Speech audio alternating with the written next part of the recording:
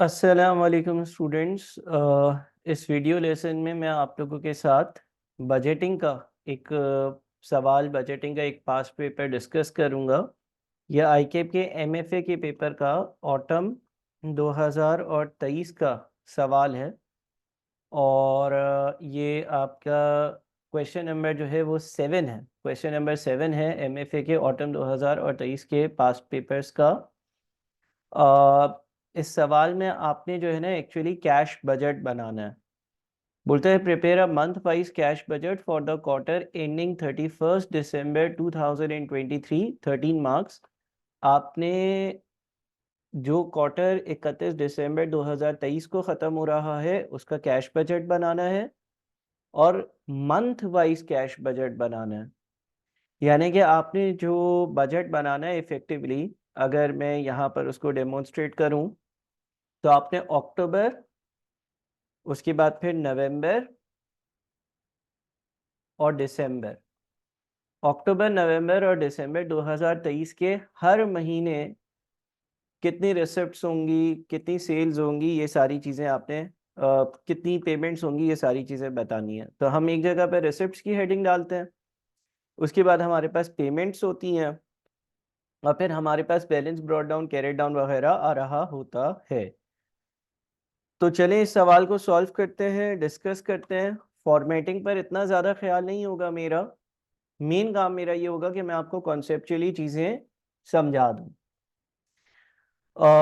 लिखता है Armaan Khan recently registered a small spice exporting business and will begin exporting biryani masala to customers in the USA starting from October 2023। एक बंदा एक नया business start कर रहा है, ठीक है, बिरयानी मसाले एक्सपोर्ट करेगा और ये बिजनेस अक्टूबर 2023 में स्टार्ट हो रहा है। और अगर ये बिजनेस अक्टूबर 2023 में स्टार्ट हो रहा है तो इसका मतलब ये हो गया कि अक्टूबर 2023 का ओपनिंग बैलेंसेस जीरो होंगे, नहीं होंगे। 2023 से ही ये बिजनेस स्टार्ट हुआ होगा। He managed to secure a cash injection of rupees 0.5 million from his friends। इसने अपने दोस्तों से 0.5 मिलियन यानी कि इसने अपने दोस्तों से 50 लाख रुपए का उधार ले लिया है, ठीक है जी। और कैश इंजेक्शन है, यानी कि ये पैसा भी रिसीव हुआ होगा। यानी कि आप कह लो कि कैश डेबिट और लोन क्रेडिट की डबल एंट्री पास हुई होगी। अब अगर यहीं पर हम रुक जाएं और हम अपने कैश बजट पर आएं तो ये चीज याद रहे सबको कि कैश बजट में हम ये देखते हैं कि कितना पैसा आया और कितना पैसा गया। तो क्योंकि ये कैश इंजेक्शन है, क्योंकि ये पैसों का आना है, तो हम रिसिप्ट्स के नीचे, रिसिप्ट्स की हेडिंग के नीचे पहली जो चीज लिखेंगे वो लिखेंगे कैश इंजेक्शन। और यहाँ पर अगर मैं लेट से अपनी सारी वर्किंग्स जो है वो अगर मैं लेट से 0.5 मिलियन को रुपीस में लिखता हूँ तो वो 500,000 होता। ठीक है, 5.5 मिलियन है, सॉरी 5 लाख रुपए। मैंने पहले शायद 50 बोल दिया था, इतने नहीं है। ठीक है जी।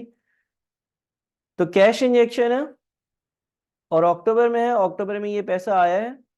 अक्टूबर में अगर ये पैसा आया है तो इन पैसों का आना आपके पास रिसिप्ट्स के कॉलम में शो होना चाहिए। उसके बाद क्या है, he has promise to repay this loan by the end of 2023। इसने वादा किया अपने दोस्तों से कि 2023 के आखिर तक मैं ये पैसे लौटा दूंगा। Additionally, he has brought his personal car valued at rupees 1.5 million into the business। और ये अपने घर पर जो गाड़ी इस्तेमाल करता था वो भी बिजनेस में ले आया और अब ये इसको बिजनेस की गाड़ी समझेगा और बिजनेस में इस्तेमाल करेगा। अब क्या ये 1.5 मिलियन रुपीस भी एक रिसिप्ट है? नहीं।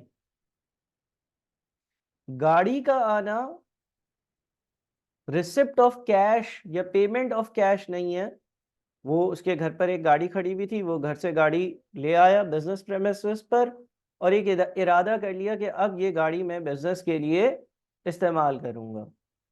अगर अकाउंटिंग की टर्म्स में इसकी डबल एंट्री समझी जाए तो कार का अकाउंट डेबिट होगा और कैपिटल का अकाउंट क्रेडिट होगा। बहरहाल कोई पैसे रिसीव नहीं हुए, लेकिन एग्जामिनर को बताने के लिए कि आप ये चीज समझते हो, आप कहीं पर अपने पास नोट्स में लिख लेना और वहां पर समझा देना कि since 1.5 million worth of car is being brought into the business, the double entry will be cash, car debit and capital credit. There is no receipt of cash. पैसा नहीं आया ना, कैश नहीं आया। कैश बजट में तो हम ये देखते हैं कि कितना कैश आ रहा है और कितना कैश जा रहा है। तो ना कैश आया है ना कैश गया है, ठीक है। अच्छा, उसके बाद फिर है while formulating the planning and budgeting strategy he developed the following estimates। फिर इसने कुछ नीचे दिए गए 1 2 3 4 10 कुछ एस्टिमेट्स, कुछ अंदाजे, कुछ चीजें कैलकुलेट कर दी हैं, कुछ बातें बताई हैं। पहली बात क्या है, an immediate investment of rupees 1 million will be required to purchase the packaging machinery। Immediate का मतलब अभी के अभी। इन्वेस्टमेंट के लिए 1 मिलियन रुपीस रिक्वायर्ड है जिससे मैं मशीन को परचेज करूंगा। अब यहां पर आप लोगों का सवाल ये हो सकता है कि सर इसने दोस्तों से उधार लिया है 5 लाख का, मशीन खरीद रहा है 10 लाख की, तो अगर ये मशीन खरीदता है तो मशीन को खरीदने के लिए अगर ये पैसे पे करता है तो वो जो पैसे ये पे करता है वो आउटफ्लो में तो आने चाहिए, लेकिन इसके पास जब है ही 5 लाख रुपए तो ये 10 लाख की मशीन कैसे खरीद सकता है, ये सवाल एक दिमाग में बनता है ना। लेकिन जब आप इस सवाल को आगे रीड करेंगे ना तो कुछ और यहाँ पर बातें लिखी हुई होंगी पॉइंट नंबर 10 में, जो कि उधार के हवाले से। जब आप अपना बिजनेस रजिस्टर करवाते हो और आप बैंक में एक बिजनेस अकाउंट ओपन करवाते हो तो कभी कभी आपको बैंक भी फैसिलिटी देता है कि आप हमसे उधार ले लो। तो यहां पर पॉइंट नंबर 1 पढ़कर तो बड़ा अजीब लग रहा है कि दोस्तों से 5 लाख रुपए उधार लिया और फिर 1 मिलियन यानी कि 10 लाख की मशीन खरीद ली। लेकिन पॉइंट 1 का ताल्लुक पॉइंट नंबर 10 से होगा, जब हम 10 करेंगे तो 1 भी हमें समझ में आ जाएगा।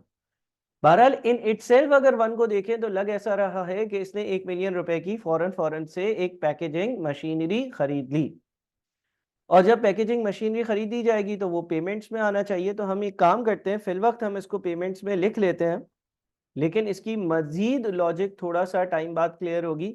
ये एक पेमेंट तो है ना, किस बात की है, परचेज ऑफ मशीन, कितने की, 1 मिलियन यानी कि 10 लाख। 10 लाख या 1 मिलियन में 6 जीरो आता है, ठीक है जी।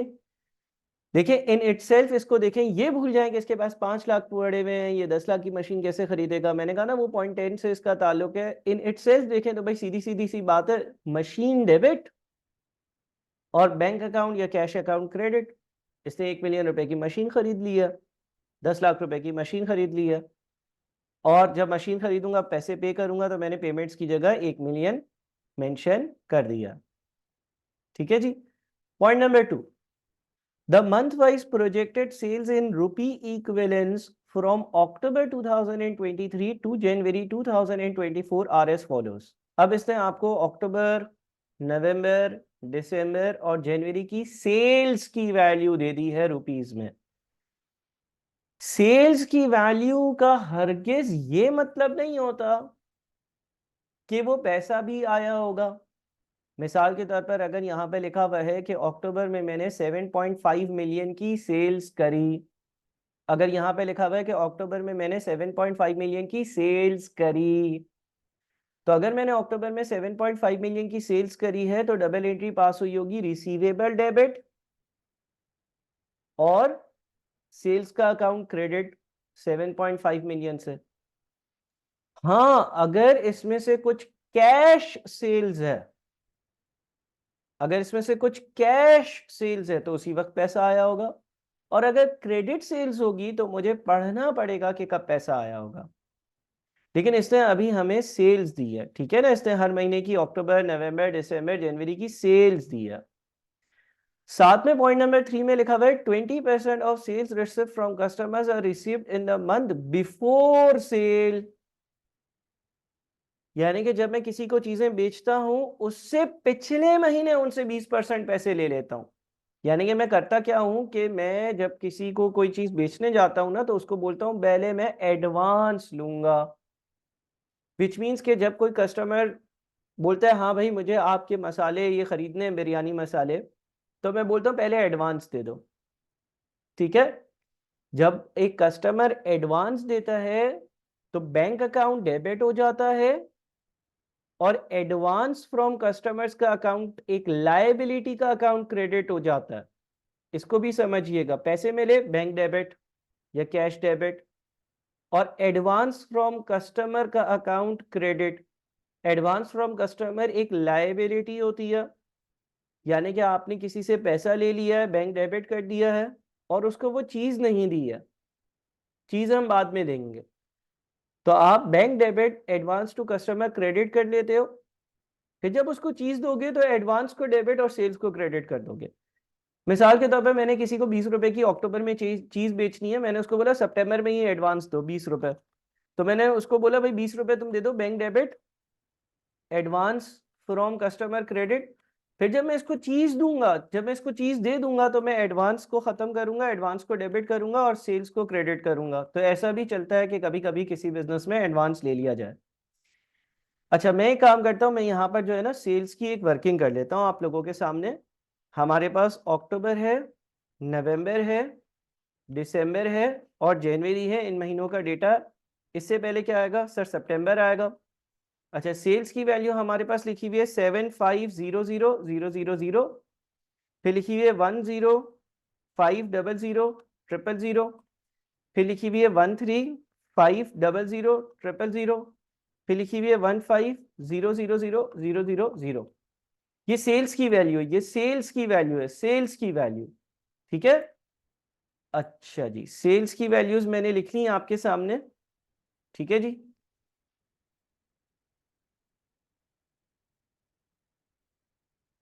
ये आपके पास हर महीने की सेल्स की वैल्यूज मैंने लिखी हैं। अब देखिए वो क्या कहते हैं, 20% of sales receipts from customers are received in the month before cell.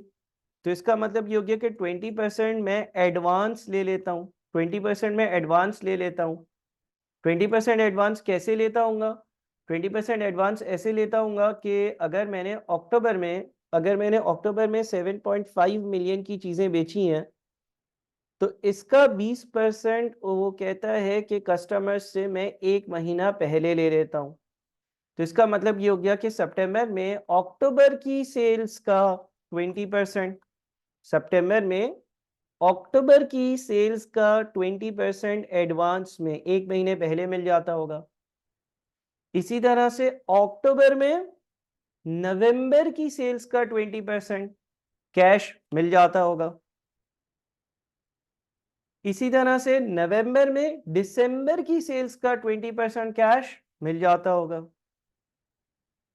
इसी तरह से दिसंबर में जनवरी की सेल्स का 20% कैश मिल जाता होगा।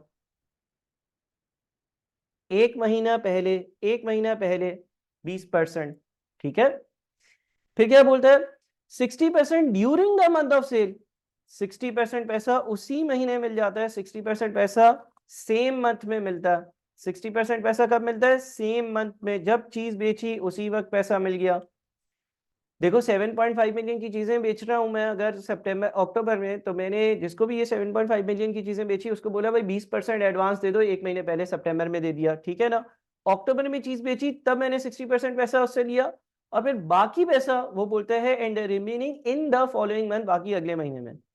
ये एक आम सी मिसाल ले लो, लेट से तुम किसी से फर्नीचर बनवाने गए, ठीक है, फर्नीचर की इंडस्ट्री में भी ऐसा ही होता है ना, 7.5 लाख का फर्नीचर तुम्हें पसंद आया, तुम्हें बनवाना है, तुमने कैटलॉग में से वो फाइनल किया, उसका design, shape, colour, polish final किया, बनवाने के लिए दिया, उसने बोला ऐसे थोड़ी हम बना कर रख देंगे, पहले कुछ एडवांस दे, आपने 20% एडवांस दे दिया, फिर आप लेने गए फर्नीचर तो उसने बोला भाई ये बकाया 60% दो, फिर आपने बोला 20% का उधार कर लो, उसने बोला चलो सही है 20% अगले महीने दे देना।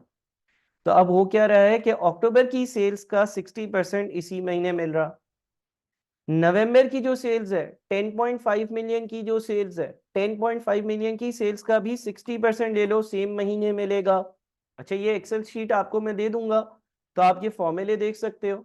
नवंबर की सेल्स का 60% उसी महीने मिल रहा है, नवंबर की सेल्स जो है वो 10.5 मिलियन है, उसका 60% उसी महीने मिलेगा।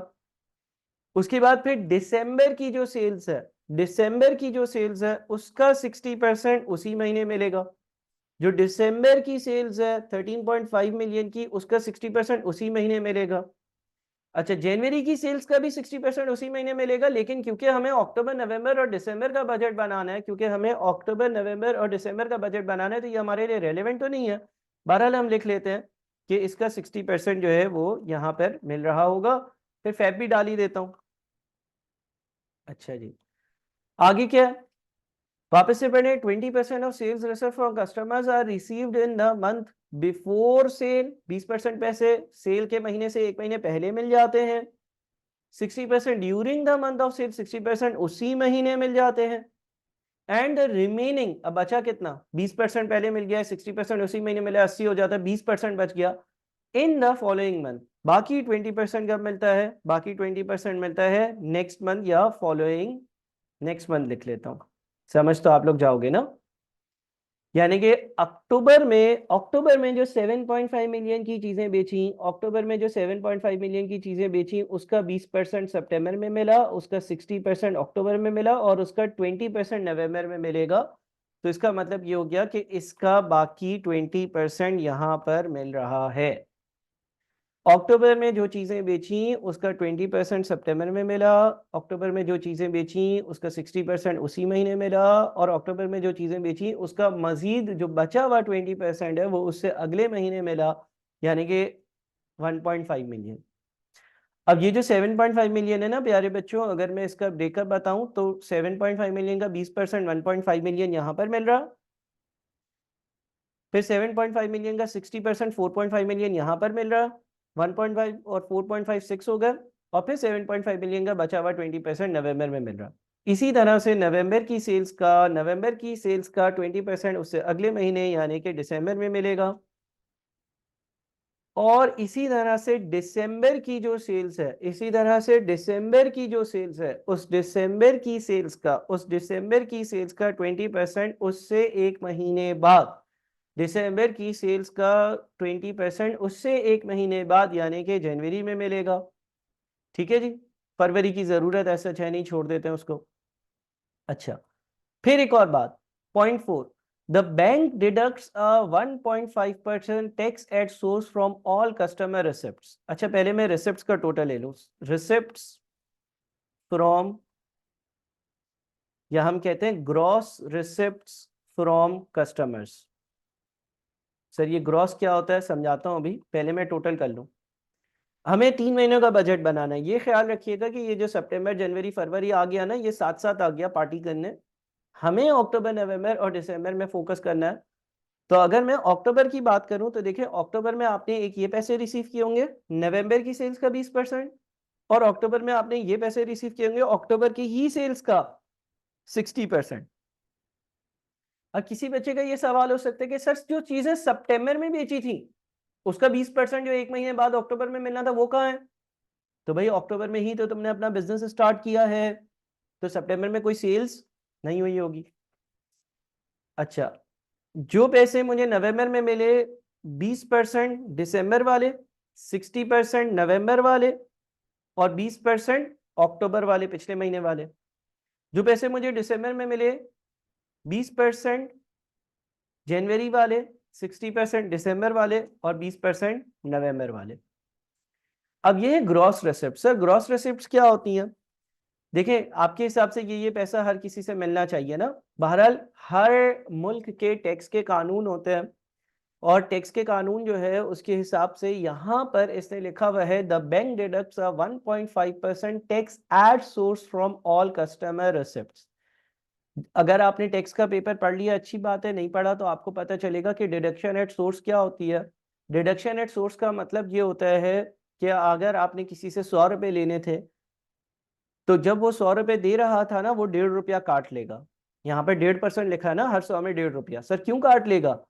वो ये कहेगा कि गवर्नमेंट ने मुझे ये कहा है कि अगर मुझे किसी को 100 रुपए देने हो तो मैं 1.5 काट लूं, मैं उस बंदे को 98.5 दूं और 1.5 रुपया गवर्नमेंट को दे दूं। ये कहलाती है डिडक्शन एट सोर्स। बहरहाल इसके आगे इस टैक्स का ये जो कटे हैं पैसे ये कैसे मिलेंगे, मिलेंगे भी या नहीं मिलेंगे, गवर्नमेंट के पास चले जाएंगे, टैक्स के कानून क्या होंगे वो आप फिक्र ना करें। अगर आपने टैक्स का पेपर पढ़ लिया है वेल एंड गुड, और अगर नहीं पढ़ा है तो वक्त के साथ साथ जब आप टैक्स का पेपर पढ़ेंगे तो ये बात आपको समझ में आ जाएगी। बट यहाँ पर चक्कर सारा ये है कि गवर्नमेंट ने ये बोल दिया, देखिए कस्टमर आपको पेमेंट करेगा ना, अगर ये टैक्स वाली बात नहीं होती ना, अगर टैक्स वाली बात नहीं होती तो डबल एंट्री क्या होती? कस्टमर जब आपको पैसे देता आपका बैंक अकाउंट डेबिट होता, ठीक है, और रिसीवेबल क्रेडिट होता। लेकिन यहां पर जो कस्टमर है वो आपका टैक्स डिडक्ट कर रहा है एट सोर्स। मानो किसी ने आपको 100 रुपए देने थे, सुनिएगा 100 रुपए देने हैं। आम हालात में क्या होता है, किसी ने 100 रुपए देने हैं, जब उसने 100 रुपए दिए, बैंक अकाउंट डेबिट 100 रुपए, कस्टमर का अकाउंट क्रेडिट 100 रुपए। बैंक अकाउंट डेबिट 100 रुपए, कस्टमर का अकाउंट क्रेडिट 100 रुपए। लेकिन अगर डिडक्शन एट सोर्स हो तो फिर बैंक अकाउंट डेबिट होगा 98.5 से। आपको कस्टमर से 100 लेने थे, वो बोलेगा 100 में से मैंने 1.5 काट लिए, तो बैंक अकाउंट डेबिट होगा 98.5 से। 1.5 से एडवांस टैक्स का अकाउंट डेबिट होगा और कस्टमर का अकाउंट 100 से क्रेडिट होगा। इस बात को जरा रिपीट करके सुनिएगा वीडियो में। लेकिन टैक्स की कोई भी ट्रीटमेंट से आप अभी परेशान ना हो। टैक्स का पेपर पढ़ा होगा तो बड़ा आसान लग रहा होगा, नहीं पढ़ा होगा तो आप जब पढ़ेंगे तब इसकी आपको कंप्लीट इंफॉर्मेशन दी जाएगी। अभी अगर आपके सवाल में ऐसा लिखा हुआ है the bank deducts 1.5% tax at source from all customers receipts, तो इसका मतलब ये है कि जितने पैसे मिलने थे उसमें से 1.5% टैक्स कट जाएगा बस। और वो जब टैक्स कटेगा तो वो आपको मिलेगा नहीं, इतना आप समझ लें। तो 1.5% का टैक्स डिडक्ट होना, ये कस्टमर ने देने थे, उसने बोला ये पूरे नहीं दूंगा, मैं 1.5% काट लूंगा, 1.5% काटूंगा, 1.5% काटूंगा। तो जो नेट रिसिप्ट्स है, जो पैसा मिलेगा, जो कैश मुझे मिलेगा, जो मेरे हाथ में कैश आएगा, वो 6.6 मिलियन माइनस जो टैक्स कट गया, इतना आएगा, इतना आएगा, इतना आएगा। ठीक है, तो ये हमारी एक सेल्स की वर्किंग थी। ठीक है जी। और अच्छा, एक और चीज शायद मुझे रह गई। से क्या बोले, prepare a month wise budget for the quarter ending 31 दिसंबर 2023। ठीक है, बिल्कुल ठीक है। तो क्वार्टर का मतलब अक्टूबर, नवंबर और दिसंबर हो गया, सही है। ठीक है, ये बात आप लोगों को क्लियर होनी चाहिए। अच्छा जी, खैर, तो वापस से जरा देखते हैं, सवाल देख लेते हैं। Armaan Khan recently registered a small spice exporting business, will begin exporting biryani masala to customers. Starting this, he managed to secure a cash injection from his friends. He has promised to repay this loan by the end of January. Additionally, he has bought, ठीक है। अभी तक हमने काफ़ी चीज़ें जो है वो कर ली डिस्कस, और हमारे सामने ये सारी पोजीशन जो है वो आपके पास आ गई होगी।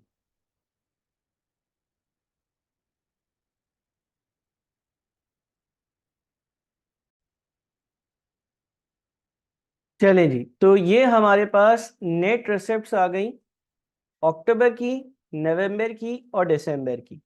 ठीक है, अच्छा, सितंबर में भी हमें कुछ पैसे मिले थे, यानी कि जब हमने अपने बिजनेस में अक्टूबर में चीजें बेची, जब मैंने अक्टूबर में 7.5 मिलियन की चीजें बेची, जब मैंने अक्टूबर में 7.5 मिलियन की सेल्स करी, तो उसका 20% पैसा मुझे सितंबर में मिल गया था। ठीक है, मैंने एडवांस में काम करना शुरू करा ना, मैंने बोला भाई चीजें मैं अक्टूबर में दे रहा हूं। अब यहां पर एक थोड़ी सी कंफ्यूजन है, वो ये कि सर सवाल तो ये कहता है कि आपने अक्टूबर में बिजनेस शुरू किया, तो मिसाल के तौर पर ये 30 अक्टूबर को माल मैंने बेचा, 30 अक्टूबर को बेचा, यानी कि अक्टूबर के आखिरी दिन बेचा, तो इसका पैसा जो है वो अक्टूबर के पहले दिन आ गया होगा। बहरहाल इसकी भी एक वर्किंग कर लेते हैं, इसकी एक लॉजिक है, मैं थोड़ा सा इसको एक्सप्लेन करूंगा बाद में। तो आपको सितंबर में भी कुछ पैसे मिले तो होंगे, ठीक है। ये हमारे पास यहां तक सारा काम हो गया। अब हम यहाँ पर रिसिप्ट्स लिख लेते हैं। अच्छा, हमारे पास रिसिप्ट्स में रिसिप्ट्स फ्रॉम कस्टमर्स अक्टूबर का, नवंबर का, दिसंबर का, तीनों महीनों का अमाउंट आ गया। ठीक है जी। जो हमें जो कैश बजट बनाना है वो तो अक्टूबर, नवंबर और दिसंबर का बनाना है ना, तो हमने इन तीनों महीनों का अमाउंट यहाँ पर मेंशन कर दिया। ठीक है जी। फर्दर आगे देखते हैं और क्या क्या है भाई। अब बोलते हैं नंबर 5 में, पॉइंट नंबर 5 में, to timely process the spices for export, Arman must purchase the spices a month before the expected sales. Packing materials are readily available and can be purchased in the month of sale. बोलते हैं कि वक्त पर चीजें बेचने के लिए अरमान साहब क्या करते हैं कि जिस महीने कोई चीज बेचनी है उससे एक महीने पहले रॉ मटेरियल खरीद लेते हैं। जाहिर है उसको पूरा प्रोसेस वगैरह करना होगा, लेकिन पैकिंग मटेरियल रेडीली अवेलेबल हो तो वो उसी वक्त खरीद लेते हैं। ठीक है जी। Further details regarding sales and purchases are as follow. Sales price per carton दिया हुआ है 1.5 मिलियन, सॉरी 1500 रुपए, एक कार्टन 1500 रुपए का बिकता है। स्पाइसेस रिक्वायर्ड पर कार्टन, एक कार्टन में 400 रुपए पर केजी के हिसाब से मसाले होते हैं और 1000 रुपए एक कार्टन में टोटल मसाले होते हैं, यानी कि 2.5 किलो मसाला होता होगा एक कार्टन में। पैकिंग मटेरियल रिक्वायर्ड पर कार्टन ₹40 पर फुट और 60 रुपीज का पैकिंग मटेरियल एक कार्टन में लगता है।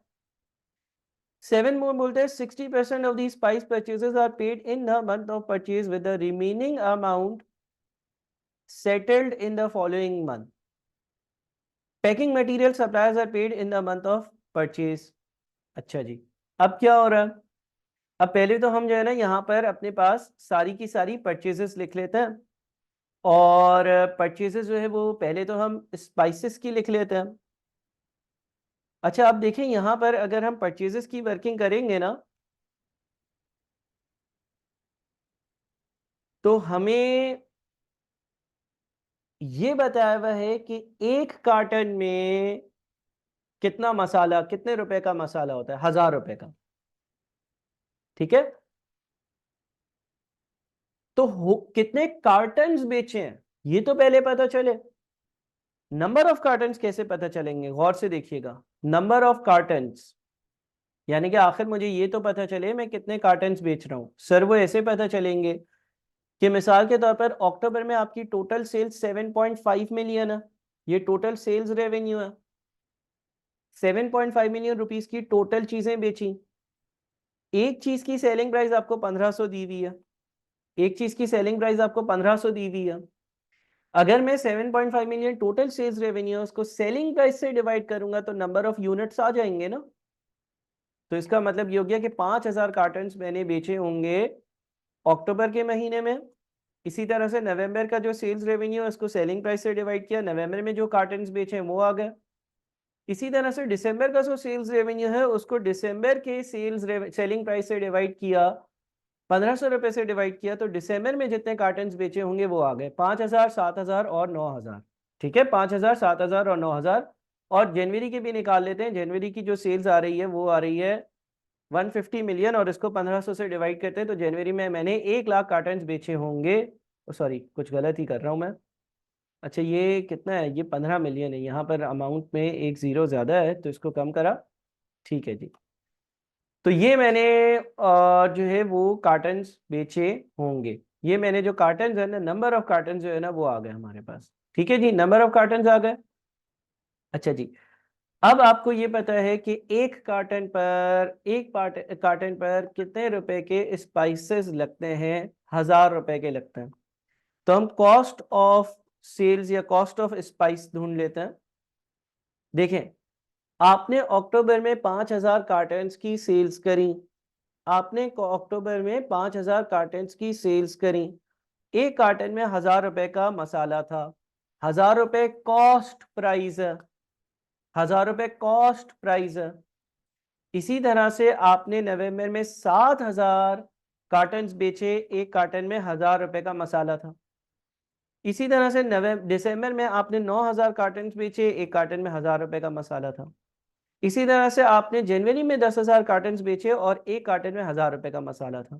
तो ये कॉस्ट प्राइस आ गई, यानी कि कितने रुपए की कीमत का मसाला मैंने बेचा है, कितने रुपए की कॉस्ट प्राइस थी, कॉस्ट ऑफ गुड सेल्स की वैल्यू आई है। ठीक है, cost of good sold, cost of good sold की वैल्यू आई है। बात समझ गए आप लोग? ठीक है जी, कॉस्ट ऑफ गुड सोल्ड की वैल्यू आई है। अच्छा, कॉस्ट ऑफ पैकिंग मटेरियल,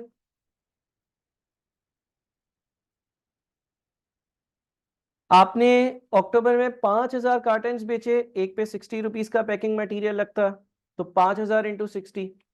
आपने नवंबर में 7,000 कार्टन बेचे, एक पे 60 रुपीज का पैकिंग मटेरियल लगता है, तो 7,000 इंटू 60।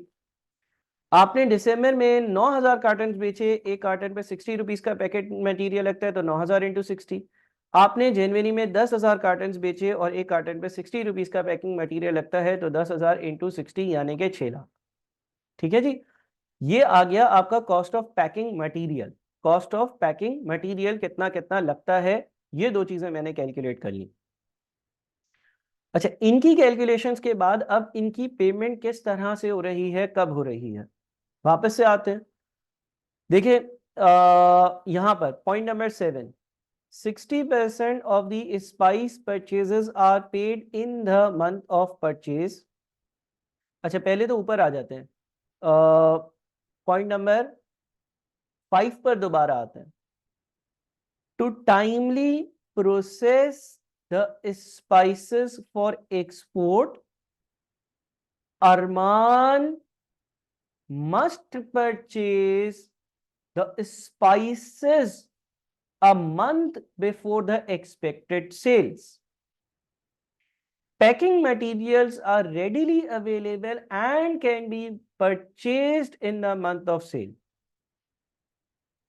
बड़ा गौर से इस बात को समझें।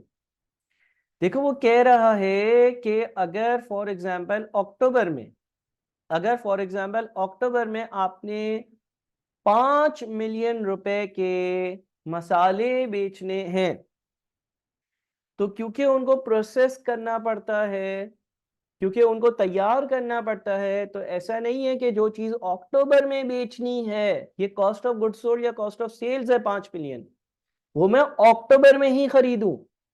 बोलता है कि मैं खरीदारी एक महीने पहले करता हूं। वापस से पढ़े, बोलता है to timely process the spices for export, exporting के लिए उस स्पाइस को प्रोसेस करना पड़ता है, और उस वजह से Armaan must purchase the spices a month before the expected sales, और इसीलिए अरमान जिस महीने मसाला बेचना होता है उससे एक महीने पहले उसको खरीदता है। तो अगर उसने अक्टूबर में 5 मिलियन रुपए की चीजें बेचनी है, अगर अक्टूबर में उसने 5 मिलियन रुपए की चीजें बेचनी है, तो उसने वो खरीदी कब होंगी, एक महीना पहले।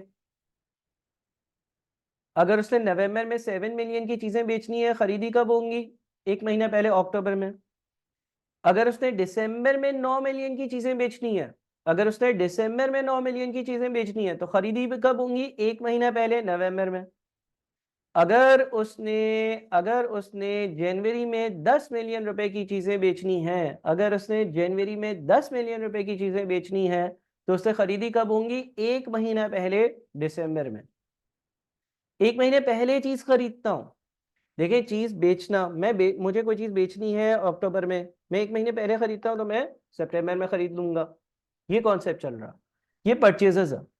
अगेन याद रहे, बेचना, खरीदना, और जो खरीदा है उसके पैसे देना, ये तीनों अलग बात है। मैंने जब खरीदी चीज, यानी कि मैंने परचेजेस डेबिट और पेएबल क्रेडिट कब किया, यहां किया।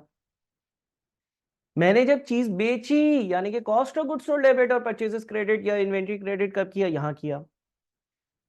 कोई चीज मैं खरीद कर लाया, सितंबर में 5 मिलियन की, बेचूंगा कब? अक्टूबर में बेचूंगा, उसकी कॉस्ट 5 मिलियन होगी, बेचूंगा 7.5 मिलियन में, सेल्स रेवेन्यू पर बेचूंगा। अलबत्ता उसके पैसे कब दूंगा? अब देखिए ये परचेजेस आई हैं, परचेजेस ऐसा जरूरी नहीं है कि कैश पर हो, आपको तो कैश बजट बनाना है, तो आपको ये देखना था कि जो चीजें आपने खरीदी हैं उसका पैसा कब दिया होगा। मैंने जो स्पाइसेस अक्टूबर में बेचने थे वो सितंबर में खरीदे, जो स्पाइसेस नवंबर में बेचने थे वो अक्टूबर में खरीदे, जो स्पाइसेस दिसंबर में बेचने थे नवंबर में खरीदे, जो स्पाइसेस जनवरी में बेचने थे दिसंबर में खरीदे। अब पॉइंट नंबर 7 आता है, बोलता है 60% of the spice purchases are paid in the month of purchase with the remaining amount settled in the following month. यानी कि अगर मैंने सितंबर में 5 मिलियन रुपए के मसाले खरीदे हैं, अगर मैंने सितंबर में परचेजेस को डेबिट 5 मिलियन से और पेबल्स को क्रेडिट 5 मिलियन से किया है, तो इसका 60% पैसा मैं इसी महीने दे देता हूं। 60% पेमेंट सेम मंथ। ठीक है, अगर मैंने सितंबर में 5 मिलियन रुपए की चीजें खरीदी हैं, सवाल वापस पढ़े, 60% of the spice purchases are paid in the month of purchase, 60% पैसा इसी महीने पे हो जाता है। तो 5 मिलियन रुपए का 60%, 5 मिलियन रुपए की चीजें खरीदी, उसका 60% पैसा उसी महीने पे होता है, लिहाजा 5 मिलियन का 60% 3 मिलियन। ठीक है, इसी तरह से 7 मिलियन की चीजें जो मैंने अक्टूबर में खरीदी, इसका 60% सेम मंथ में पे होगा। इसी तरह से अगर मैंने नवंबर में 9 मिलियन रुपए की चीजें खरीदी, उसका 60% उसी महीने पे होगा। इसी तरह से अगर दिसंबर में मैंने 10 मिलियन रुपए की चीजें खरीदी, उसका 60% उसी महीने पे होगा। 60% of the spice purchases are paid in the month of purchase with the remaining amount settled in the following month। अगर मैं कोई चीज खरीदता हूं तो 60% उसके पैसे उसी महीने पे कर देता हूं, बकाया जो 40% बच जाते हैं वो अगले महीने पे करता हूं। तो 40% नेक्स्ट मंथ है। नेक्स्ट मंथ का मतलब ये है कि अगर मैंने 5 मिलियन रुपए की चीजें सितंबर में खरीदी, अगर मैंने 5 मिलियन रुपए की चीजें सितंबर में खरीदी, तो इसका 40% पे होगा अक्टूबर में, नेक्स्ट मंथ। अगर मैंने सितंबर में 5 मिलियन की चीजें खरीदी, तो उसका 60% उसी महीने पे कर दिया और बाकी 40% मैं अगले महीने पे कर रहा हूं। अगर मैंने अक्टूबर में 7 मिलियन रुपए की चीजें खरीदी, तो अक्टूबर में जो 7 मिलियन की चीजें खरीदी, उसका 60% मैंने उसी महीने पे कर दिया, यानी कि उसका जो 60% है 4.2 मिलियन मैंने उसी महीने पे कर दिया और बाकी जो 40% है वो मैंने अगले महीने पे किया। इसी तरह से, अच्छा एक मिनट, हाँ सही है, 5 मिलियन का 60, ठीक है। उसके बाद फिर आपके पास नवंबर में आपने 9 मिलियन की चीजें खरीदी थी, उसका 60% उसी महीने पे किया था, 40% अगले महीने। तो इस तरह से आप जो आपकी परचेजेस है ना, उसकी पेमेंट कर रहे हो स्पाइसेस की। स्पाइसेस की जो पेमेंट है ना, स्पाइसेस की जो पेमेंट है वो कितनी कितनी हो रही है भाई? सितंबर में तो सिर्फ 3 मिलियन हो रही है, अक्टूबर में आपके पास जो है वो 4.2 और 2 मिलियन हो रही है। ये आपके पास स्पाइसेस की पेमेंट हो रही है। ठीक है, ये आपके पास स्पाइसेस की पेमेंट हो रही है। स्पाइसेस की जो पेमेंट कर रहे हो सेम महीने में आप कर रहे हो 60% और बाकी 40% अगले महीने करते हो, और इस हिसाब से ये वर्किंग होती है। बड़े ध्यान से हर पॉइंट इस सवाल का पढ़ें, सुने, समझें। ठीक है जी, ये आपके पास जो पेमेंट्स हो रही है ना, उसकी मैंने वैल्यू लिख ली है, जो कि स्पाइसेस के लिए हो रही है, जो कि स्पाइसेस के लिए हो रही है, वो पेमेंट्स हमने लिख ली हैं सारी। अब हम यहाँ पर पेमेंट्स पर आ जाते हैं। पर पेमेंट फॉर स्पाइसेस, अक्टूबर में कितनी पेमेंट कर रहे हो भाई? 6.2 मिलियन। नवंबर में कितनी कर रहे हो? 8.2 मिलियन। और दिसंबर में कितनी कर रहे हो? 9.6 मिलियन। डन हो गया। ये आप अपने पास स्पाइसेस की जो पेमेंट्स है ना वो कर रहे हो। अच्छा सर, पैकिंग मटेरियल भी तो था, तो अब हम देखते हैं payment for packing material.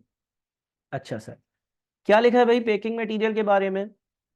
Point number 7 पढ़ो, बोलता है packing material suppliers are paid in the month of purchase. जिस महीने चीज खरीदते हो उसी महीने जो पैकिंग मटेरियल के सप्लायर है उनको पेमेंट कर देते हो। अच्छा, ऐसा तो नहीं है कि मैं पैकिंग मटेरियल जब चाहिए तो उससे 1 महीने पहले खरीदता हूँ। तो point number 5, packing materials are readily available and can be purchase in the month of sale. बड़ा आसान है भाई, पैकिंग मटेरियल उसी वक्त खरीदता हूँ जब चीज बेचता हूँ, उसी वक्त खरीदता हूँ, उसी वक्त सप्लायर को नकद कैश पे कर देता हूँ। इसका मतलब ये हो गया कि अगर अक्टूबर में टोटल मुझे 3 लाख रुपए का पैकिंग मटेरियल चाहिए था, उसी वक्त वो खरीदा, उसी वक्त उसमें चीजें पैक करी, चीजें भी बेच दी, पैसे भी दे दिए। बड़ा आसान, बहुत आसान कर दी इसने हमारी जिंदगी। यानी कि 3 लाख रुपए मैंने पे करे होंगे पैकिंग मटेरियल के अक्टूबर में, क्योंकि अक्टूबर में 3 लाख का पैकिंग मटेरियल खरीदा। और ऐसा भी नहीं है पैकिंग मटेरियल के लिए कि वो 1 महीने पहले खरीदा जाए। इसी तरह से 4,20,000, इसी तरह से 5,40,000। बड़ा आसान। तो पेमेंट फॉर पैकिंग मटेरियल तो बड़ा आसान है। Payment for packing material, payment for packing material कितनी है भाई? 3 लाख अक्टूबर में, 4,20,000 नवंबर में, और 5,40,000 दिसंबर में। जितने की वो चीज आई उतने ही पैसे मैंने जो है वो पे कर दिए। ठीक है जी। तो इसमें तो आपके पास कोई भी मसले की बात ही नहीं थी। उसके बाद पॉइंट नंबर 8 आता है, A 2% agency commission is payable to the agents in the month of sale। Sir ये एजेंसी कमीशन क्या होता है? देखिए, कभी कभार आपको अपना प्रोडक्ट बेचने के लिए कोई एजेंट्स रखने पड़ते हैं, सेल्स एजेंट रखने पड़ते हैं। बोलना पड़ता है कि यार इस प्रोडक्ट को प्रमोट करो, इसको बेचो। तुम बेचोगे ना, तो अगर तुमने 100 का माल बेचा तो मैं तुम्हें 2 रुपए दूंगा, हर 100 पे 2 रुपए दूंगा। तो वो बोलते हैं कि 2% agency commission is payable to the agents in the month of sale. जब कोई चीज बिकती है उस महीने में मैं अपने एजेंट्स को, यानी कि जो मुझे अपना प्रोडक्ट बेचने के लिए मदद करते हैं, उनको 2% का कमीशन देता हूँ। तो एजेंसी कमीशन की तो वर्किंग बड़ी सिंपल होगी। वो बोलते हैं कि जिस महीने कोई चीज बिकती है उसी महीने में उस सेल्स का 2% उनको कमीशन दे देता हूँ। यानी कि अगर मैंने अक्टूबर में 7.5 मिलियन की सेल्स करी है तो इसका 2% यानी कि 1.5 लाख रुपए कमीशन पे कर दिया एजेंट्स को। अगर मैंने नवंबर में 10.5 मिलियन की सेल्स करी है, अगर मैंने नवंबर में 10.5 मिलियन की सेल्स करी है तो इसका 2% जितना भी बना वो इनको कैश दे दिया, कमीशन पे कर दिया। बोला भाई तुमने मेरी चीज बेचने में मेरी मदद की है। अगर मैंने दिसंबर में 13.5 मिलियन की सेल्स करी है तो 13.5 मिलियन का 2% मैंने उनको कमीशन दे दिया। बोला तुमने मुझे चीजें बेचने में मदद करी है। और ऐसा भी, अच्छा ये भी हो सकता था वो बोल दे कि सेल्स का 2% कमीशन बनता है, पहले पे कर देते हैं, बाद में पे कर देते हैं, आधा भी पे करते हैं, आधा बाद में पे करते हैं, कुछ भी हो सकता था सवाल में। लेकिन इस सवाल में उसी महीने क्यों लिखा? क्योंकि इसने लिखा कि 2% agency commission is payable to the agents in the month of sale. इसने बड़ी आसान बात कर दी। इसने बोला जिस महीने का जितना कमीशन बनता है, सेल्स पर 2% कमीशन होता है और वो उसी महीने पे कर देते हैं जिस महीने सेल्स करता है। इसमें भी ऐसा घुमा सकता था सवाल कि बोले 1 महीने बाद पे होगा, 1 महीने पहले पे होगा, आधा उसी महीने पे होगा, आधा उस महीने के बाद पे होगा। बहरहाल सेम महीने पे हो रहा है तो सेम महीने पे होगा। बड़ा आसान सा ये आपके पास एक चीज थी। तो एजेंसी कमीशन, ये भी मेरी पेमेंट है। एजेंसी कमीशन में आपके पास जो है वो 1.5 लाख, उसके बाद 2,10,000 और 2,70,000। बड़ी सिंपल सी यहीं से चीजें मैंने यहाँ लिख दी हैं और कुछ भी नहीं है इसमें। Point number 9, projected administrative expenses amount to 300,000 per month for the quarter ending 31st December 2023। The related payment is month in the month of its incurrence. एक और बड़ा आसान सा क्लॉज उसने बोला, एडमिन से रेलेवेंट 3 लाख रुपए के महीने के खर्चे होते हैं और ये खर्चे जो है वो जो दिसंबर वाला क्वार्टर था, projected administrative expenses amount to 300,000 per month for the quarter ending 31st December 2023। जो क्वार्टर 31 दिसंबर 2023 को खत्म हो रहा है उसके महीने के जो एडमिनिस्ट्रेटिव खर्चे होंगे वो 3 लाख होंगे। The related payment is paid is made in the month of its incurrence. और जब ये खर्चा होता है उसी महीने उसकी पेमेंट हो जाती है। तो अगेन एडमिन एक्सपेंसेस के लिए भी बड़ी सिंपल सी बात, अक्टूबर में 3 लाख पे हो जाएंगे, कोई आगे पीछे कोई कहानी नहीं। नवंबर में भी 3 लाख पे होंगे और दिसंबर में भी 3 लाख पे होंगे। इसमें तो कोई मसला ही नहीं है, इसमें तो कोई मसला ही नहीं है कि इस तरह से पेमेंट हो रही होगी। अच्छा, फिर हम लिखते हैं, हम देखते हैं कि भाई यहाँ पर जो अभी तक जो पेमेंट्स आ रही हैं वो ये सारी आ रही हैं। चलिए एक और चीज, अब एक इंपॉर्टेंट बात आ रही है, बोलते हैं Armaan has arranged a running finance facility of 3 million with a local bank at a markup of 25% per annum. The markup is payable at each month end on the outstanding closing balance. अरमान ने एक bank से एक running finance facility ली है 3 million की। Sir running finance facility क्या होती है? Running finance facility का मतलब ये होता है कि आप बैंक को बोलते हो कि देखिए भाई मेरा बिजनेस है, ये रजिस्टर्ड बिजनेस है, ये मेरे डॉक्यूमेंट है, ये मेरे कागजात है, मैं आपसे एक फेवर मांगना चाहता हूँ। वो फेवर ये मांगना चाहता हूँ कि अगर मुझे पैसों की जरूरत हो तो आप 3 मिलियन रुपए तक मुझे उधार दे देना। अगर 3 मिलियन से कम मुझे चाहिए होंगे मैं कम लूंगा, ज्यादा 3 मिलियन चाहिए होंगे 3 मिलियन लूंगा। 3 मिलियन मैक्सिमम लूंगा मैं आपसे, किसी भी वक्त कितना उधार मैक्सिमम लूंगा? 3 मिलियन मैक्सिमम उधार लूंगा। अच्छा, अगर मेरे पास कैश कैश होगा मैं आपको फौरन कैश दे दूंगा, यानी कि आपके पास ही बैंक अकाउंट खुलवाता हूं तो मेरा उधार कम हो जाएगा। मिसाल के तौर पे किसी से 100 रुपए आएंगे तो वो डायरेक्टली आपके अकाउंट में गिरेंगे, उधार कम कर देना। कभी मुझे चाहिए होंगे तो मैं आपसे 100 रुपए ले लूंगा तो मेरा उधार बढ़ जाएगा। यानी कि वो जो बैंक अकाउंट है ना उसका बैलेंस अगर नेगेटिव 3 मिलियन तक जाएगा तो आप मुझे कुछ भी नहीं बोलना, ये मेरा उधार रहा।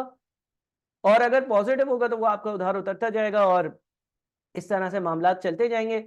साथ में उसने ये कह दिया कि भाई 25% का हम मार्कअप तय कर लेते हैं, यानी कि ये जो फैसिलिटी आप मुझे दे रहे हो इसके अगेंस्ट में आपको पर एनम 25% जो है वो एक मार्कअप दूंगा, पूरे साल का 25% का इंटरेस्ट दूंगा।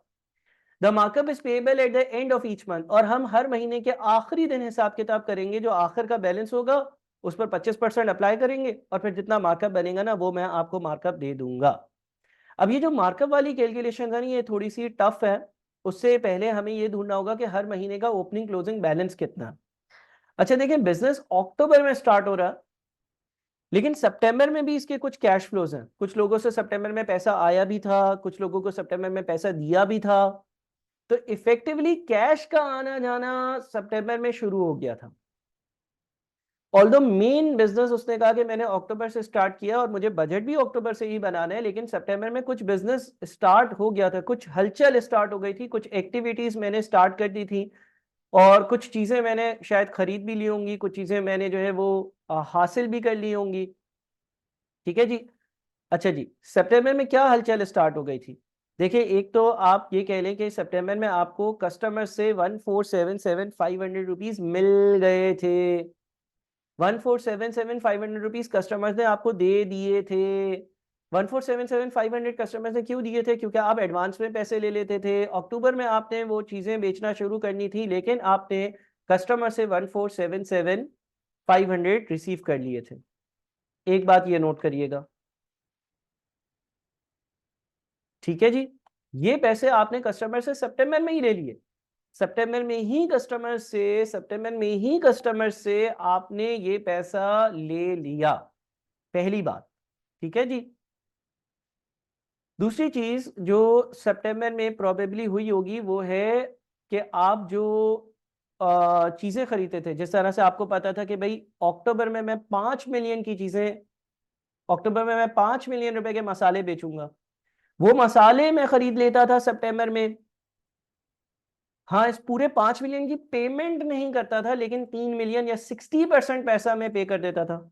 तो जो सप्लायर थे उसको मैंने 3 मिलियन पे भी करे, ये भी तब पे कर दिए जब मेरा अभी बिजनेस वजूद में सही से आया ही नहीं है। ठीक है जी। ये मैंने सप्लायर को पे भी कर दिए थे सितंबर में। सही है, ये मैंने सप्लायर्स को पे भी कर दिए थे, सितंबर में ही पे कर दिए थे। ठीक है जी, ये बात याद रखिएगा पहले तो। अच्छा, अब एक बात यहां तक, अच्छा ये जो अब हम वर्किंग कर रहे हैं ये थोड़ा सा समझना थोड़ा सा टफ है, ठीक है ना।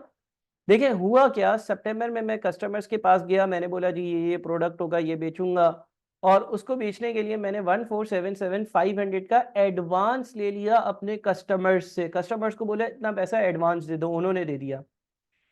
सप्लायर्स को मैंने 3 मिलियन दे दिए क्योंकि मुझे 5 मिलियन की चीजें जो मैंने उनमें से उनसे खरीदी, ये खरीद भी मैंने सितंबर में ली, बेचूंगा अक्टूबर में।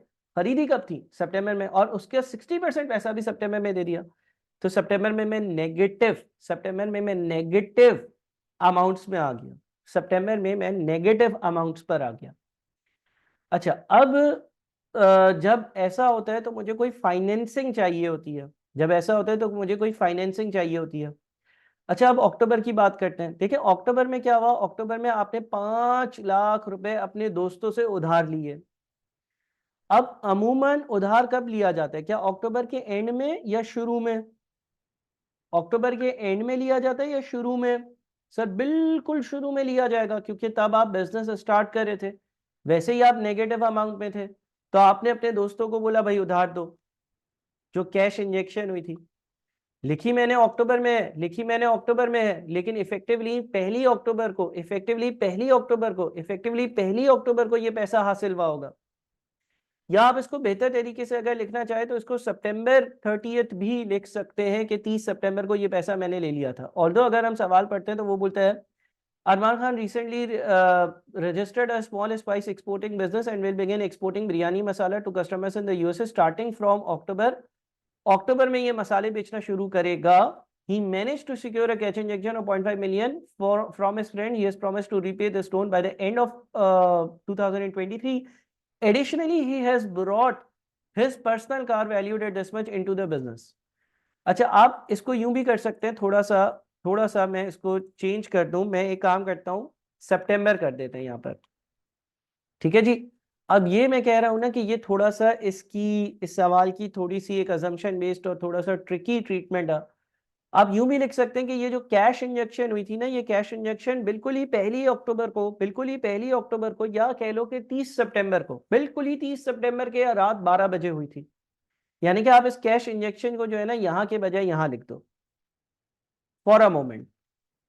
ठीक है, ऐसा क्यों कर रहे हो सर? ऐसा इसलिए कर रहा हूं मैं बेटा, ताकि मैं एक ही जगह पर सारी वर्किंग्स ले आऊं। और एक ही बात है, अगर आप फाइनेंशियल मैनेजमेंट में कोई 1 अक्टूबर के कैश फ्लो को सितंबर में दिखा देते हो तो भी कोई फर्क नहीं पड़ता है, एक ही बात है।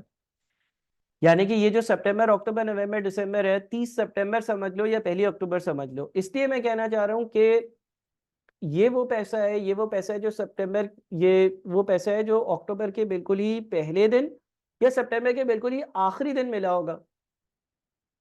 अच्छा, रिसिप्ट फ्रॉम कस्टमर्स, मैं ये भी यहीं पर लिख देता हूँ। ये जो पैसा मैंने सितंबर में कस्टमर से रिसीव किया, सितंबर में मैं एडवांस देना शुरू हो गया था। ठीक है जी। अच्छा, परचेज ऑफ मशीन, मैं एज्यूम करता हूँ कि मैंने, जाहिर सी बात है, जब प्रोसेसिंग करनी है मसालों की, पहले तो मैंने यहाँ अक्टूबर में लिखा था, लेकिन अगर आप इसको यूं सोचो, जब आप आखिर तक सवाल के आए तो आपको यूं नजर आ रहा है कि भाई मैंने मसालों की प्रोसेसिंग करी थी, मैंने मसालों की प्रोसेसिंग 1 महीने पहले करी होगी। तो ऐसा लग रहा है कि बिजनेस ही पूरा का पूरा सितंबर में स्टार्ट हो गया था। ऑल्दो क्वेश्चन में इसको इम्प्लिसिटली क्लियरली नहीं लिखा हुआ, एक्सप्लिसिटली नहीं लिखा हुआ, यानी कि क्लियरली मेंशन नहीं है। यहां से पढ़कर तो ऐसा लग रहा था कि भाई ये बिरयानी मसाला बेचना शुरू कर रहा है, बिजनेस रजिस्टर कर रहा है और अपना बिजनेस अक्टूबर में शुरू करेगा। लेकिन अब हमें देखकर ऐसा लग रहा है कि सितंबर में कार्रवाई शुरू हो गई थी। सितंबर में पैसा आना, पैसा जाना, मसालों की प्रोसेसिंग होना, मशीन का खरीदना, ये सब सितंबर में हुआ था सर। लेकिन फिर यहाँ पर अक्टूबर क्यों लिखा है?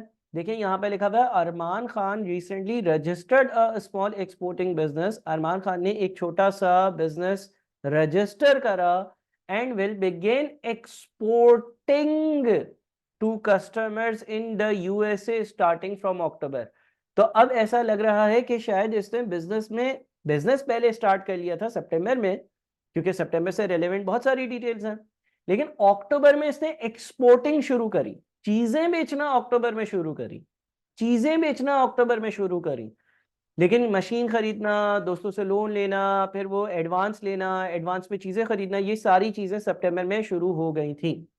सो हम इसलिए अपने कैश फ्लोज को जो है वो अप्रोप्रिएटली एडजस्ट कर रहे हैं। ठीक है जी। अच्छा, अब इसका मतलब मैंने सितंबर में सप्लायर्स को पेमेंट भी करी होगी। सप्लायर्स को मैंने पेमेंट करी थी 3 मिलियन की। ठीक है जी, ये भी यहाँ लिख ली। अच्छा, पैकिंग मटेरियल की पेमेंट यहीं पे रहने देते हैं, क्योंकि वो अक्टूबर, नवंबर, दिसंबर में ही हुई है। कमीशन भी अक्टूबर, नवंबर, दिसंबर में ही पे हुआ है। एडमिन एक्सपेंसेस भी अक्टूबर, नवंबर और दिसंबर में ही पे हुए होंगे। सर ये सितंबर में भी तो हो सकते हैं।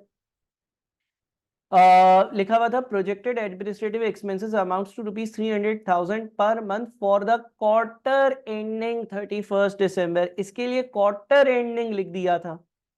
क्वार्टर एंडिंग, अब साल के एक क्वार्टर में सिर्फ और सिर्फ 3 ही महीने होते हैं, तो प्रोबेबली इसने क्वार्टर एंडिंग इसीलिए लिख दिया था ये बताने के लिए कि एडमिन वाले खर्चे अक्टूबर से स्टार्ट होंगे, अक्टूबर, नवंबर और दिसंबर।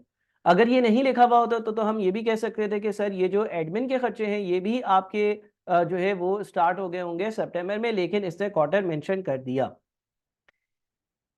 ठीक है जी। तो इफेक्टिवली अगर मैं इस तरह की बात करूं कि यहां पर मैं टोटल रिसिप्ट्स लिख लूं, टोटल रिसिप्ट्स जो सितंबर में हुई और टोटल पेमेंट्स लिख लूं।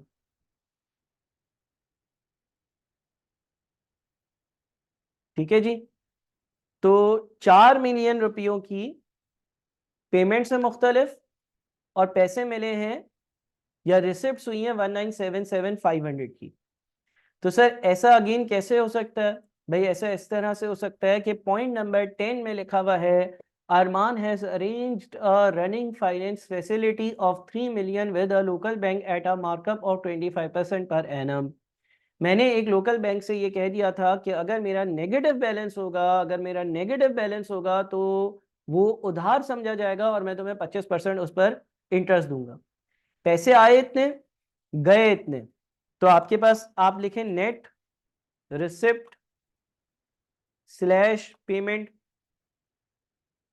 नेट रिसिप्ट स्लैश पेमेंट लिखते हैं, इतना पैसा आया, इतना पैसा गया, इतना पैसा गया, तो ये 2022,500 बनता। अभी अगर हम देखें तो 2022,500 बनता। क्या नेगेटिव बनता है? यस, नेगेटिव बनता। क्या 3 मिलियन से कम है? हाँ, तकरीबन 2 मिलियन है। तो सर ये कैसे हो गया? देखें, आपने अगर बैंक से रनिंग फाइनेंस फैसिलिटी ले ली है 3 मिलियन की, तो आपका अगर बैंक बैलेंस नेगेटिव 3 मिलियन तक जाएगा ना, आप पैसे दे सकते हो। आपके बैंक में आपने जमा ये करवाए थे, लेकिन आपने चेक फाड़ फाड़ कर और लोगों को पेमेंट कर दी इतने की, और बैंक ने उसको इंटरटेन भी कर दिया क्योंकि बैंक ने बोला भाई नेगेटिव 2 मिलियन आपका बैलेंस है, हमने आपको रनिंग फाइनेंस फैसिलिटी दी है, बहरहाल बहरहाल हम इस पर जो है वो एक मार्कअप चार्ज करेंगे, जैसे कि हमें भी तो कोई फायदा हो। आपको हम जो उधार दे रहे हैं, एक तरह से बैंक हमें 2 मिलियन के आसपास का उधार दे रहा है ना, तो बैंक ने ये बोला इस पर हम आपसे 25% का सालाना उधार लेंगे और पूरी साल का ये तो 12 से डिवाइड किया, एक महीने का 42,135। तो मार्कअप आफ्टर मार्कअप मेरी जो नेट रिसिप्ट स्लैश पेमेंट बन रही है, मार्कअप के बाद मेरा जो बैलेंस बन रहा है ना, वो बन रहा है 2064,635 समथिंग। बात समझ रहे हो? देखो पहले तो ये ऑपरेशंस है मेरे, भाई 5 लाख दोस्तों ने लिए, इतने कस्टमर से आए, ये पैसे हो गए, इसमें से मैंने इतने की मशीन खरीद ली, इसमें से मैंने इतने सप्लायर्स को दे दिए, इतने गए, तो इतने नेगेटिव आ गए। तो ये नेगेटिव कैसे हो सकता है? पैसा आया कम, गया ज्यादा, जेब में से कैसे निकले पैसे? बैंक ने उधार दिया था, बैंक ने उधार दिया था, बैंक ने बोला था भाई हम आपके बैलेंस, अगर बैंक अकाउंट बैलेंस नेगेटिव जाएगा फिर भी उसको एंटरटेन करेंगे, लेकिन उस पर उन्होंने मुझसे 25% का उधार वो लिया, इंटरेस्ट लिया। 25% का पर एनम इंटरेस्ट है, तो पहले अमाउंट को 25% से मल्टीप्लाई किया, फिर 12 से डिवाइड किया, एक महीने का इंटरेस्ट, और एक महीने का इंटरेस्ट जो है उससे मेरा बैलेंस फर्दर और नेगेटिव चला गया। बैंक ने बोला अब आप हमें वापस जब करोगे तो 2022,500 नहीं करोगे, बल्कि ये इंटरेस्ट भी करोगे, यानी कि 2064,635 वापस करोगे। ठीक है। अच्छा, ये पहले आप कह लो कि आपके पास फिर जो है वो कैरेट डाउन और ब्रॉड डाउन का कॉन्सेप्ट आता है। ठीक है जी। तो आपका जो कैरेट डाउन है वो ये है। ठीक है। अच्छा जी, सही है। ये मैं बल्कि इसको इस तरह से लिख देता हूं, क्लोजिंग बैलेंस और opening balance, opening balance, closing balance. Opening balance तो जीरो था जब सितंबर के स्टार्ट में, और पहले तो इससे तो कुछ भी नहीं था। ओपनिंग में जब मैंने ये ऐड किया तो ये नेगेटिव 2064,635 बन गया। अच्छा, अगली बार का ओपनिंग क्या होगा? पिछली बार का क्लोजिंग बैलेंस, अगली बार का ओपनिंग बैलेंस होगा, तो ये तो यहां से आ गया। अच्छा, टोटल रिसिप्ट्स में हमारे पास क्या एक ही रिसिप्ट है? आने वाले सालों में बिल्कुल एक ही रिसिप्ट्स है हमारे पास। तो टोटल रिसिप्ट्स ये और ये आ गई, ऐड किया सिंपली मैंने। ठीक है, सिंपली मैंने ऐड किया। और उसके बाद फिर यहाँ पर टोटल पेमेंट्स आ जाती हैं। ये सारी जितनी भी पेमेंट्स हैं इनको आप ऐड कर दें। 695000 की पहली पेमेंट है, फिर दूसरी है, फिर तीसरी है, आपके पास पेमेंट्स आ गई। अच्छा, नेट रिसिप्ट्स या पेमेंट्स बिफोर मार्कअप,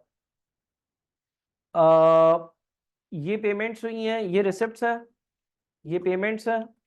तो यहाँ से तो ये वैल्यूज आ रही हैं। टोटल जो पूरे पूरे महीने की जितनी भी रिसिप्ट्स हैं, जितना भी पैसा आया है माइनस जितना भी उसमें से पैसा दे दिया, तो ये नेगेटिव आता है। अच्छा, नेगेटिव आता है। अब क्या हुआ होगा? अब आपके पास ओपनिंग बैलेंस ये वाला था, ओपनिंग बैलेंस ये वाला था। गौर से सुनिएगा, पहले ही आप 2064635 नेगेटिव में थे, पहले ही आप 2064635 नेगेटिव में थे। मार्कअप क्या चार्ज हुआ होगा? गौर से सुनिएगा, क्या इस पे मार्कअप लगा होगा? 2064635 बिल्कुल लगा होगा। अगर आपका नेगेटिव बैलेंस है तो बैंक ने फाइनेंसिंग करी है, बैंक ने फाइनेंसिंग करी है तो उस पर मार्कअप लगता है। और फिर मजीद मजीद मजीद मजीद मजीद मजीद 449000, यानी कि ये टोटल आप क्या करें, आप 2064635 को और 449000 को ऐड करें। 2064635 को और 449000 को ऐड करें। 2064635 पिछले साल तक का ड्यू बैलेंस है, इस साल मजीद 449000 का ड्यू बैलेंस है। ये पूरे बैलेंस पे बैंक ने बोला भाई 25% का इंटरेस्ट डिवाइडेड बाय 12, 25% पूरे साल का था, तो इतना इंटरेस्ट यानी कि 52 समथिंग जो है वो मजीद बैंक ने इंटरेस्ट चार्ज करा होगा। जरा मैं इसकी फॉर्मेटिंग कर दूं सही। ठीक है जी। अच्छा जनाब, तो अब क्या हुआ? अब आपके पास जो है वो आफ्टर मार्कअप इतना आपके पास जो है वो नेट रिसिप्ट या पेमेंट है इस महीने का। ओपनिंग बैलेंस भी नेगेटिव था और मजीद इतना नेगेटिव हुआ, तो 2566002 आपका मजीद नेगेटिव ये क्लोजिंग आ रहा है। फिर अगली बार क्या होगा सर? जो पिछली बार का क्लोजिंग है अगली बार का ओपनिंग होगा। ठीक है, ये तो हम समझ गए। अगली बार शुक्र है कि पॉजिटिव कैश फ्लोज है, तो आपका उधार जो है वो उतरा होगा। मार्कअप कैसे लगा होगा? आपका ओपनिंग बैलेंस 2566002.8 नेगेटिव था, फिर इसमें एक चीज ऐड होगी 1212500, यानी कि ये नेगेटिविटी को कम करेगा। जो आपका 2.5 मिलियन तक का, जो आपका 2.5 मिलियन तक का जो उधार था वो 1.2 मिलियन से कम हुआ, तकरीबन 1.3 मिलियन बच गया। उस पर अब लगेगा 25% और उसको डिवाइड करेंगे 12 से, ये आपका मार्कअप हुआ। आफ्टर मार्कअप जो आपका अमाउंट बन रहा है वो 1184302 बन रहा है, और जो क्लोजिंग बैलेंस होगा वो होगा ओपनिंग और इस साल की एक्टिविटी। तो आप 1381 समथिंग के क्लोजिंग पर आ गए। जो क्लोजिंग है नवंबर का दिसंबर का वो ओपनिंग होगा। दिसंबर में मार्कअप कैसे चार्ज होगा? अगेन ये नेगेटिव बैलेंस है, अगेन ये नेगेटिव बैलेंस है, और फिर यहाँ पर इतना आ गया आपका पॉजिटिव, इतना आ गया आपका पॉजिटिव। अब देखें, आपका नेगेटिव 1.3 मिलियन है, तकरीबन 1.3 मिलियन नेगेटिव है, और 2.2 मिलियन आपको मिले हैं, तो अब आप पॉजिटिव बैलेंसेस में आ गए ना। अब आप अगर इसको नेट ऑफ करते हैं तो क्या आता है? पॉजिटिव समथिंग आ जाता है, तो बैंक मार्कअप नहीं देगा। रनिंग फाइनेंस फैसिलिटी में ये होता है कि जब आपका बैलेंस नेगेटिव होता है तो बैंक मार्कअप लेता है, नेगेटिव नहीं होता तो बैंक मार्कअप नहीं लेता। तो बैंक ने कोई मार्कअप नहीं लिया होगा, बैंक ने कोई इंटरेस्ट नहीं लिया होगा। जितने पैसे आए वही आफ्टर मार्कअप भी पैसे हैं, और आपका जो क्लोजिंग बैलेंस है वो ये ओपनिंग बैलेंस और जितने पैसे मिले उसको नेट किया 910299 समथिंग बन रहा है। ठीक है जी। तो इसको जरा, हाँ सही है, एक मिनट। 229, नहीं नहीं नहीं नहीं नहीं नहीं, ये पैसे ज़रा चेक कर लूँ, एक मिनट। अच्छा, 13002 सही है। 9.6 मिलियन गए, 540 गए, 270 गए। ओहो हो, एक और बात भी है, हाँ एक चीज़ हम यहाँ पर लिखना भूल गए, लिख लेता हूँ, कोई मसला नहीं है। हमने अपने दोस्तों से क्या वादे किए थे? He managed to secure a cash injection of 0.5 million from his friends. He has promised to repay this loan by the end of January. यानी कि हमने ये वादा किया था कि हम लोन की रीपेमेंट भी करेंगे, रीपेमेंट ऑफ लोन भी है। 5 लाख रुपए हमने जो लोन लिया था वो वापस से रीपे किया। ठीक है जी, तो ये आपका आंसर आ जाता है। अच्छा सवाल था, टाइम लगेगा, ठीक है, और टाइम लगाकर इसको कंप्लीट करें। ये इसका आंसर है, ये इसकी कुछ वर्किंग्स हैं, और ये पूरा का पूरा सवाल है। ठीक है जी, तो उम्मीद करता हूँ कि आप लोग वक्त लगाएंगे। अगर आप बार बार पढ़ेंगे, सेम सवाल करेंगे और इसी सवाल पर दोबारा से बजटिंग पर टाइम लगाएंगे तो चीज़ें इंशाल्लाह ग्रिप में आएंगी। इसको जो है वो अच्छे से सॉल्व करें, बार बार सॉल्व करें। अम, अच्छा सवाल था, आपकी प्रैक्टिस होगी। इसमें कैश बजट भी है, परचेसेस बजट भी है, और मज़ीद भी बहुत सारे कॉन्सेप्ट्स हैं। Thank you so much. अल्लाह हाफिज़।